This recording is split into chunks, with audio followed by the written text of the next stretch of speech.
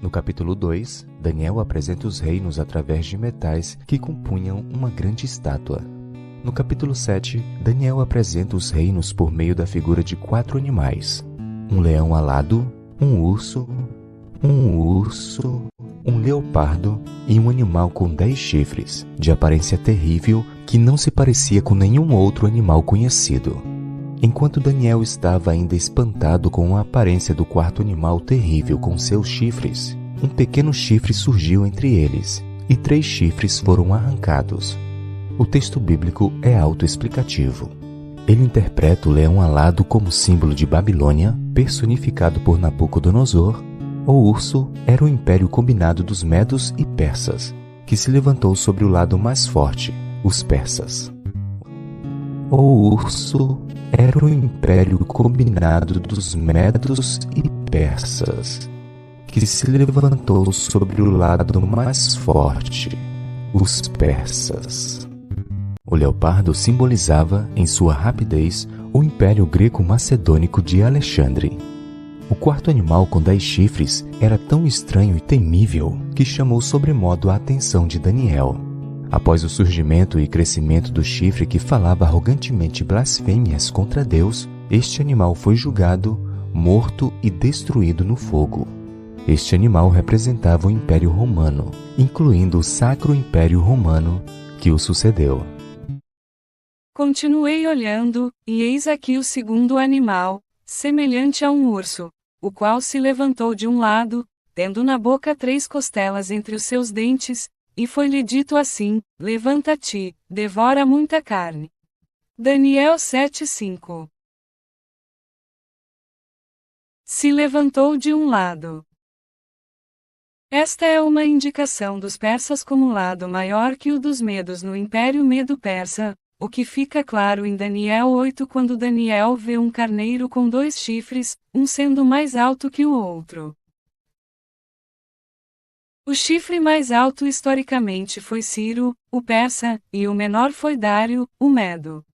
Profeticamente Ciro corresponde a Trump, e Dário corresponde a Rex Tillerson, sob o panorama amplo de Daniel 8 conforme o vídeo abaixo explica detalhadamente.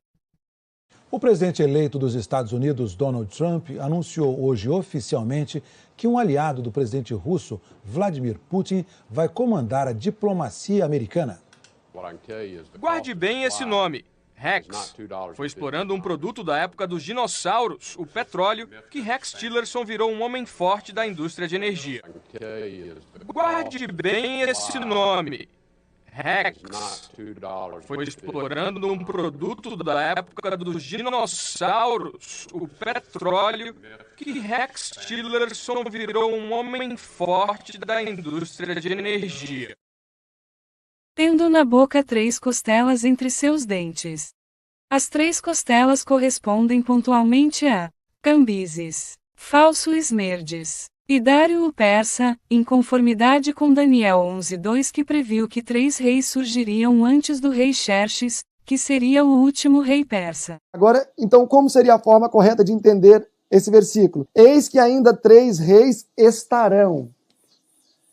Ciro não é contado aqui, porque Ciro era quem estava em vigência. E o profeta falou, olha, mais 3 reis estarão na Pérsia. E aí sim, quais seriam os outros 3 somando um quarto? Cambises, o filho de Ciro, o falso Esmerdes, Dario II, o persa, não o medo, e Xerxes Assuero, o Xerxes da Ester. O Xerxes que foi o mais rico monarca persa. E é este mesmo Xerxes que a história abundantemente afirma que planejou batalhas contra os gregos e foi derrotado. E assim criou então uma insatisfação entre gregos e persas, que culminou então na derrota dos persas em 331 na Batalha de Arbelas por parte dos gregos. Portanto, Cambises, falso Esmerdes, e Dário o persa foram destacados em Daniel 11:2. E em Daniel 7:5 por meio de 3 costelas para, por fim, indicar Xerxes como o último rei persa e um tipo do falso profeta, como explica o vídeo abaixo. E pelos 3 reis auxiliarem indicando o último rei persa, é que estão simbolizados por costelas. Pois a auxiliadora do primeiro homem também foi simbolizada pela sua costela. Em confluência, o falso profeta auxiliará o próprio anticristo. O Senhor Deus disse ainda: não é bom que o homem esteja só. Farei para ele uma auxiliadora que seja semelhante a ele. Havendo, pois, o Senhor Deus formado da terra todos os animais do campo e todas as aves dos céus, trouxe-os a Adão, para ver que nome lhes daria. E o nome que ele desse a todos os seres vivos, esse seria o nome deles. O homem deu nome a todos os animais domésticos, às aves dos céus e a todos os animais selvagens. Mas para o homem não se achava uma auxiliadora, que fosse semelhante a ele. Então o Senhor Deus fez cair um pesado sono sobre o homem, e este adormeceu. Tirou-lhe uma das costelas e fechou o lugar com carne. E da costela que havia tirado do homem, o Senhor Deus formou uma mulher, e a levou até ele. E o homem disse: esta, afinal, é osso dos meus ossos e carne da minha carne. E foi-lhe dito assim: levanta-te, devora muita carne. Em notória oposição a Deus, que com amor após fazer o homem dormir, tirou uma única costela e fechou com carne o lugar. O falso profeta impetuosamente recrutará o máximo de auxiliares do anticristo.